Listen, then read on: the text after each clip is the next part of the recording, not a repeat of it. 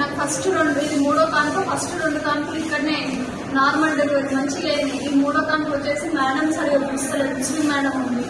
ఏమన్నా అంటే ర్యాష్గా మాట్లాడుతుంది. ఆమె చెప్పేది నాది ఏమన్నంటే ఏమే గోవే ఒక రోజు ముందు వచ్చినా ఒక రోజు ఎంతవరకు వచ్చినా నీకు అంత దుఃఖదా అట్లా ఇట్లా మాట్లాడుతుంది. మనకి ఏం ప్రాబ్లం ఉందో చెప్పేదాకా కూడా ఆగదు.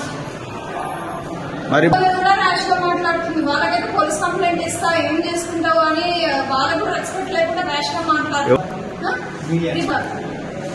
సార్తో కూడా నేను రిజైన్ చేస్తా లేకపోతే ఏమంటారు వెళ్ళిపోతా అన్నట్టు మాట్లాడుతుంది. ఎవరికి అసలు రెస్పెక్ట్ ఇస్తలేదు. డాక్టర్స్ అన్నాక కొంచెం రెస్పెక్ట్ ఉండాలి కదా పేషెంట్స్ బట్టి.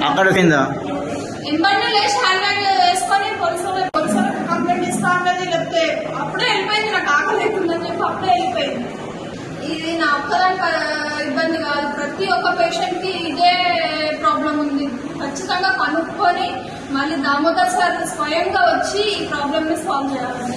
దామోదర్ సార్ ఏమో జోపేట్ నుంచి సంగారెడ్డికి వెళ్ళొద్దు చేసేసారి జోపేట్లోనే అవ్వాలని చెప్తున్నారు. కానీ ఇక్కడ మేడం వాళ్ళేమో చిన్న బ్లడ్ తక్కున్నా ఏది తక్కున్నా అక్కడనే రాస్తున్నారు. ఇప్పుడు నాకే స్పెషల్ అనుభవం ఏంటంటే ఈ చిన్న కుట్ల గురించి కూడా సంగారెడ్డికి రాసిన సంగారెడ్డిలో ఏమంటున్నానంటే ఈ చిన్న కుట్లు కూడా ఇక్కడ వేస్తారా జోపేట్కి వెళ్ళాలి మళ్ళీ ఇక్కడ నుంచి అక్కడ ట్రావెల్ చేయొద్దు అని చెప్పి మళ్ళీ జోపేట్కి పంపించారు. అది వచ్చి మేడం చెప్తే మేడం రాని రీలాఫర్కి వెళ్ళమంటుంది.